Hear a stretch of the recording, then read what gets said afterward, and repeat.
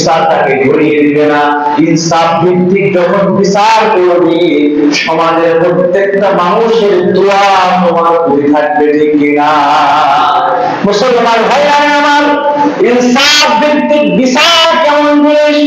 সুলতান মাহমুদ গজনবী রাহমাতুল্লাহ আলাইহি একজন নামী দামি বাদশা ছিলেন।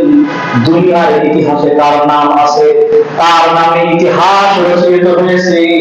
এই সুলতান মাহমুদ গজনবী রাহমাতুল্লাহ আলাইহি একজন আল্লাহওয়ালা বুজুর্গ বাদশা ছিলেন। বাদশাহিত্ব চালানোর সাথে সাথে মাঝে মাঝে রাতের আধারে স্বাভাবিক পোশাক পরিচ্ছদ পরিধান করে দুনিয়ার জমিনে মানুষের দ্বারে দ্বারে ঘুরতো, মহল্লায় মহল্লায় ঘোরাফেরা করতো, না জানি আমার রাজ্যে আমার কোন প্রজা কোন কষ্টে আছে কিনা। একজন বাদশা হওয়ার পরে তিনি এইভাবে মানুষের দ্বারে দ্বারে ঘুরতেন। আর এখন আমাদের সমাজে বা আমাদের রাষ্ট্র সহজে সারা পৃথিবীর মধ্যে বাদশা একা একা বের হতে ভয় পায়। সামনে সিকিউরিটি গার্ড, পিছনে সিকিউরিটি গার্ড, ডাইনে সিকিউরিটি গার্ড, বামে সিকিউরিটি গার্ড। তাহলে এই যুগের রাজা বাদশারা কেমন, আর ওই সুলতানি আমলে আব্বাসিয়া খেলাফত যুগের রাজা বাদশারা কেমন ছিল? দুনিয়ার ইতিহাসের পাতায় লেখা আছে, এই সুলতান মাহমুদ গজনবী রাহমাতুল্লাহ আলাইহি রাতের আধারে বের হয়েছে। পথ চলতে চলতে বহু দূর হয়ে গেছে। যাওয়ার পরে দেখে একটা জঙ্গলের কিনারায় চারজন চোর বসে বসে তারা গল্প করতেছে। সুলতান মাহমুদ গজনবী রাহমাতুল্লাহ আলাইহি স্বাভাবিক পোশাকে চোরদের কাছাকাছি চলে গেলেন। যাওয়ার পরে ওখান থেকে আওয়াজ আসতেছে, তুমি কে? সুলতান মাহমুদ গজনবীকে উদ্দেশ্য করে বলছে, তুই কেডা? এনআইসিসটি লেখে বলে কি বলে না? চারজন কিংবা দুইজন যদি গল্প করে, কোন দোষ গল্প করে, চুরি করার বা ডাকাতি করার, রাহাজানি করার, কাউকে ক্ষতি করার, কোথায় আছে চোরের মন? Police police. চোরের মন কি? Police police. ডাক দিয়ে ওরা তুই কেডা? তুই এনআইসিসটা। চালাক মানুষ, বিচক্ষণ ব্যক্তি, আল্লাহওয়ালা মানুষ স্বাভাবিক অবস্থায় বলবেন, ভাই আমি তোমাদের একজন, আমি তোমাদের একজন। তার মানে এই কথার দ্বারা তারা বুঝবে যে আমরা যেরকম চারজন চোর, হেও আমাদের মতো চোর। তাই এদিকে আয়, বস আমাদের সাথে। চারজন বসে বসে পরামর্শ করতেছে। সুলতান মাহমুদ গজনবী রাহমাতুল্লাহ আলাইহি তাদের সাথে মিশলেন। চুরি করবে, কোথায় যাবে, কি করবে, কোন জায়গায় থেকে চুরি করবে, এই পরামর্শ তারা করতেছে। সুলতান মাহমুদ গজনবী রাহমাতুল্লাহ আলাইহি দেখলেন তারা পরামর্শ করার পরে শেষ পর্যায়ে বলতেছে, আমরা এখন চুরি করতে যাব। আমাদের সাথে পঞ্চম একজন ব্যক্তি শরীক হয়েছে। আমাদের কার কি দক্ষতা আছে এটা একটু জানার প্রয়োজন আছে না নাই? এরা পরামর্শ করতেছে। চারজন আসছে, এখন পাঁচজন যখন আসছে, নতুন এক ব্যক্তি, তার ভিতরে কিছু যোগ্যতা থাকা দরকার আছে, চুরি করবে। এখন একজন বলতেছে, আমার ভিতরে এমন একটা গুণ আছে যে আমি রাতের বেলায় যাকে দেখি, দিনের বেলায় তাকে দেখে আমি চিনতে পারি। আরেকজন বলতেছে যে রাত্রে আমরা যখন চুরি করতে যাব, এই পথ চলা অবস্থায় কোন প্রাণী কি বলতেছে তার ভাষায় আমি সব প্রাণীর ভাষা শুনে বুঝতে পারি যে সে কি বলতেছে।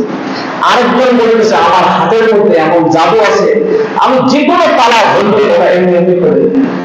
আরেকজন বলতেছে যে আমি এই মাটি শুকিয়ে বলে দিতে পারি যে এই মাটি নিচে কি আছে, সোনা গহেনা কোথায় কি আছে, জওহর মতিমুক্তা আমি শুনলেই বলে দিতে পারি। এখন চারজনের দক্ষতা চারজন বললো। এখন সুলতান মাহমুদ গজনবীকে জিজ্ঞেস করতে যায়, বেটা তোমার মধ্যে এমন কি গুণ আছে যা আমাদের চারজনের মধ্যে নেই? কই দেখো, আমার এই যে দাড়িটা দেখছো না, এই দাড়িটার এমন একটা গুণ, এমন একটা পাওয়ার আল্লাহ দিয়ে দিয়েছে, আমি যদি একটু এরকম নাড়াচাড়া দিই তাহলে ফাঁসির আসামি, এমনকি যাকে যাবজ্জীবন দেওয়া হয়েছে, সেও খালাস পেয়ে যায়। তাই বাহ, চমৎকার সব টিপস আমরা পেয়ে গেলাম। পাঁচজনের দক্ষতা পাঁচ রকমের। তাহলে আজকে আমরা রাজ দরবার তৈরি করি। কোথায় কথা বলেন? রাজ দরবারে যাবে চুরি করতে। দেখেন ইনসাফ কেমন জিনিস। এই যে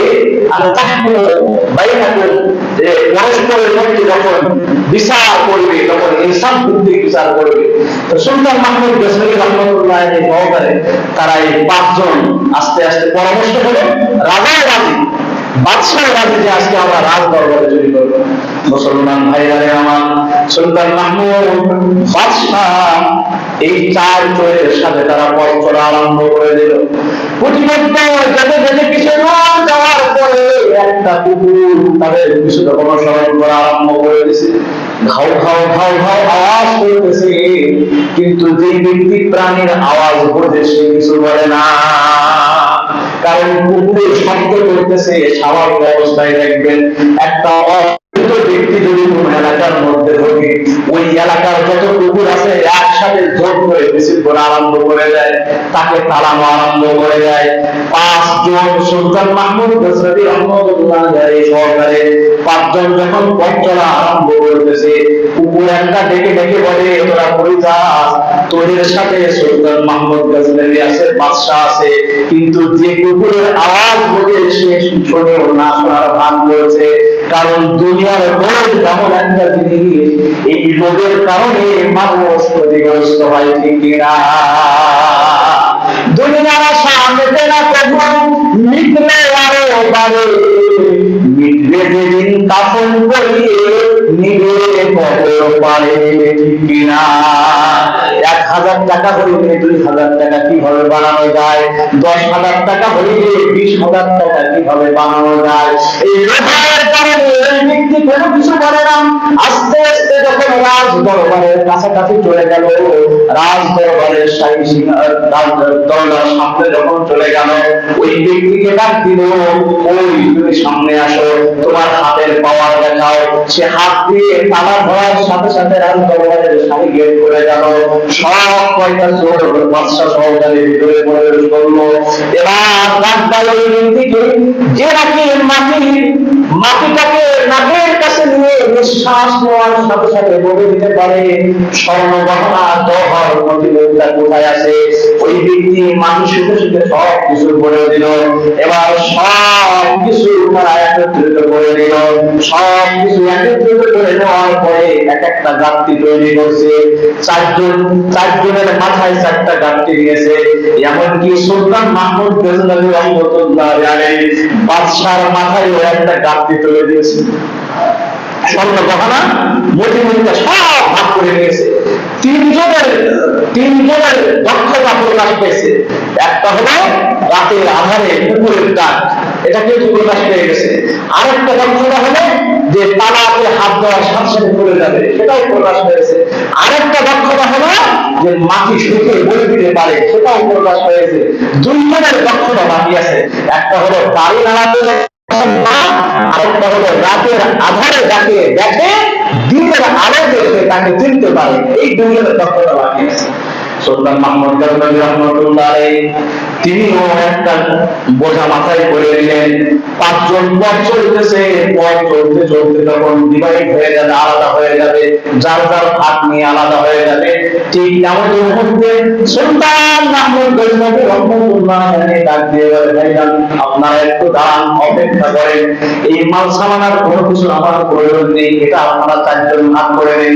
সুলতান মাহমুদ গজনবী রহমাতুল্লাহ আলাইহি তাদেরকে দেওয়ার আগে বললেন যে এই মাল সামানাগুলো তোমাদেরকে দিয়ে দেব, তবে তোমাদের কার বাড়ি কোথায় কি এগুলোর পরিচয় আমাকে বলতে হবে। সুলতান মাহমুদ গজনবী রহমাতুল্লাহ আলাইহি সব কিছু দেওয়ার পরে এবার এক একজনের পরিচয় সম্পর্কে জেনে নিলেন। রাজ দরবারে চলে গেলেন, যে এটাকে সব কিছু বরফ হয়ে আছে। কারণ এই ঘটনার প্রত্যক্ষ সাক্ষী হলো বাদশা সুলতান মাহমুদ। মুসলমান ভাইরা আমার, সুলতান মাহমুদ গজনবী রহমাতুল্লাহ আলাইহি রাজ দরবারে চলে গেলেন, সবাইকে সজাগ করলেন। সকালবেলা যখন ক্লাস শুরু হয়ে গেল, সুলতান মাহমুদ গজনবী রহমাতুল্লাহ আলাইহি পুরা রাতের সব ঘটনা তাদেরকে জানাইলেন এবং সমাজ বর্গের বিভিন্ন ওজারা যারা আছে সবাইকে তিনি ফাঁসাইলেন, সবাইকে তিনি একটু ধমক দিলেন। এরপর বললেন, এই চোরগুলো অনেক এলাকা ইলমের জায়গায় তাদের বাসা, এখান থেকে তাদেরকে পাকড়াও করে রাজ দরবারে নিয়ে আসো।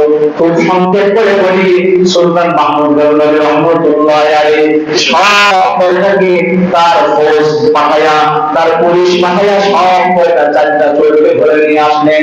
বিচারের শেষ পর্যায়ে সুলতান মাহমুদ গজনবী রহমতুল্লাহ আলাইহি ফরমান জারি করে দিলেন, এদের জন্য আর কোনো সাক্ষীর প্রয়োজন নেই, স্বয়ং আমি নিজেই যেহেতু সাক্ষী, এদেরকে ফাঁসির আসামি বানাইয়া এদেরকে হত্যা করা হয়। মুসলমান ভাইয়ারে আমার, তিনজন খুনি কান্নাকাটি করে, মুখটা মলিন হয়ে গেছে, হাওমাও করে কাঁদতেছে। দুনিয়ার জমিনে কোন ব্যক্তি যদি ফাঁসির আসামি যদি শুনে যে আমার ফাঁসি হবে, ওর কষ্টের আর শেষ থাকে না, কান্নাকাটি আরম্ভ করে। ওই সুলতান মাহমুদ যখন সম্মান জারি করে দিলেন, তিনজন কান্নাকাটি করে, একজন মুসকে মুসকে হাসে। তিনি কে বলেন তো? রাতের আধারে তিনি একজন মানুষকে চেনে, দিনের আলোয় তিনি চিনে। এই সুলতান মাহমুদ গজনবী রহমতুল্লাহ আলাইহি থেকে তাকায় আর মুসকে মুসকে হাসে। সুলতান মাহমুদ গজনবী রহমতুল্লাহ আলাইহি ডাক দিয়ে বলেন, ওকে আমার কাছে নিয়ে আসো। যখন তাকে সুলতান মাহমুদ গজনবী রহমতুল্লাহ আলাইহির কাছে নিয়ে যাওয়া হলো, ডাক দিয়ে বলে, ওরা তিনজন কান্নাকাটি করে, তুমি হাসো কেন? বাদশাহ নামদার যদি অনুমতি পাই তাহলে একটা কথা আমি বলতে চাই। বলে, বলো। অনুমতি দেওয়া হলো। ওই ব্যক্তি ডাক দিয়ে বলে, আমাদের সাথে শুধু আমরা 4 জন ছিলাম না, আরেকজন ব্যক্তি ছিল, 5 জন ছিলাম আমরা। রাত্রে 3 জনের কর্মদক্ষতা তারা আমাদেরকে দেখিয়েছে, আর 2 জনের কর্মদক্ষতা এখনো বাকি আছে। এই 2 জনের কার্যকলাপ এখনো প্রকাশ পায় নাই। এই কথা শোনার সাথে সাথে সুলতান মাহমুদ গজনবী রহমতুল্লাহ আলাইহি মুস্কি হাসি দিলেন। মুস্কি হাসি দেওয়ার সাথে সাথে একটু ডাক দিয়ে বলে, বাদশাহ নামদার, একটুখানি দয়ার পরশ হয়ে যদি আপনি আপনার দাবিটা একটু নাড়াচাড়া দেন, তাহলে আমার এই 3 ভাই সরকারে আমি অন্য ক্ষমা পেয়ে যাব। সুলতান মাহমুদ গজনবী রহমতুল্লাহ আলাইহি আরো মুসকি হাসা আরম্ভ করে দিলেন। সুলতান মাহমুদ গজনবী রহমতুল্লাহ আলাইহি ডাক দিয়ে বলেন, বাদশাহ নামদার, আমরা 4 জন জঙ্গলের কিনারে বসে বসে গল্প গুজব করতেছিলাম, আর 5 নম্বরের ব্যক্তি আপনি আমাদের সাথে মিলিত হয়েছিলেন, আপনিও আমাদের সাথে রাজ দরবারে চুরি করেছেন। সুতরাং আপনি যদি আপনার দাড়ি একটুখানি নাড়াচাড়া দেন, তাহলে আমরা 4 জনই খালাস পেয়ে যাব। সুলতান মাহমুদ গজনবী রহমতুল্লাহ আলাইহি তাদের দক্ষতা এবং সততার কারণে দাড়ি মোবারক একটু নাড়াচাড়া দিয়ে দিলেন, আর বলে দিলেন, আল্লাহর বান্দারা, তওবা করো, ভালো হয়ে যাও, জীবনে আর এই কার্যকলাপের সাথে লিপ্ত হবে না। ইচ্ছা করলে সুলতান মাহমুদ গজনবী রহমতুল্লাহ আলাইহি তাদেরকে ফাঁসি দিতে পারতেন, মৃত্যুদণ্ড দিতে পারতেন, কিন্তু ইনসাফ ভিত্তিক বিচার করেছে। ওখানে যে ওয়াদা করে আসছে যে 5 জনের কাজ কার্যকলাপ, 5 জনের কাজ কর্মটা কাজে লাগাইতে হবে, 4 জনের কাজ, 3 জনের টা লাগলো, 2 জনের টা লাগানো হয় নাই, 2 জনের কর্মদক্ষতা বিচার দিবসে লাগাই দিল। এই ঘটনার থেকে আমাদের শিক্ষা হলো 3টা। 1 নম্বরে, দুনিয়ার জমিনে আমরা যা কিছু করি বা না করি, বাদশাহ নামদার যখন চোরদের সামনে থেকে দেখেছে, আমাদের আল্লাহ আমরা যেখানে যাই, চুরি করি, জেনা করি, খারাপ কাজ করি, সুদ খাই, ঘুষ খাই, কেউ না দেখলে দেখে কে? আর বলে যাবেন কে? দ্বিতীয় নম্বরের শিক্ষা, আল্লাহ পাপের শাস্তি আখিরাতে দেন। সুলতান মাহমুদ গজনবী রহমতুল্লাহ আলাইহি যখন শুনলেন তারা 4 জন চোর, সাথে সাথে অ্যারেস্ট করতে পারতেন, সাথে সাথে তাদেরকে ধরপাকড় করতে পারতেন, কিন্তু করেন নাই, ছাড় দিছে। সব কিছু পর্যবেক্ষণ করার পরে যখন বাদশাহ শাহী মসনদে বসলেন, তখন তাদের জন্য শাস্তির ব্যবস্থা করলেন। এই দুনিয়ায় চুরি, ডাকাতি, রাহাজানি, খুন খারাপি সব কিছু আল্লাহ তাআলা দেখে, কিন্তু দুনিয়ায় বিচার করে না। কিয়ামতের ময়দানে আখিরাতে শেষ বিচারের দিন আল্লাহ রব্বুল আলামিন প্রত্যেকটা মানুষের প্রত্যেকটা জীবের বিচার পুঙ্খানুপুঙ্খানুভাবে করবে। তৃতীয় নম্বরের শিক্ষা, কিয়ামতের দিন কোন মানুষের কোন গুণ রয়েছে, দক্ষতা রয়েছে, এটা দুনিয়ার জমিনে শেষ হয়ে যাবে। বাদশা ছিল, বাদশাহের বাদশাহিত্ব দুনিয়ায় শেষ। আলেম, বড় মুফতি, মাওলানা, কারি কিংবা এরকম ভাবে জেনারেল শিক্ষিত যে তার বড় দক্ষতা ছিল, সব দক্ষতা দুনিয়ার জমিনে শেষ। কিয়ামতের ময়দানে এই দক্ষতা দিয়ে শুরু হবে দুনিয়ার জমিনে যে যত বেশি নেক আমল করেছে, ভালো আমল করেছে, আমল সালেহ করেছে, কারণ আল্লাহ তাআলা কোরআন কারীমের মধ্যে বলেন ওয়ালা তাজিরু ওয়াজিরাতুন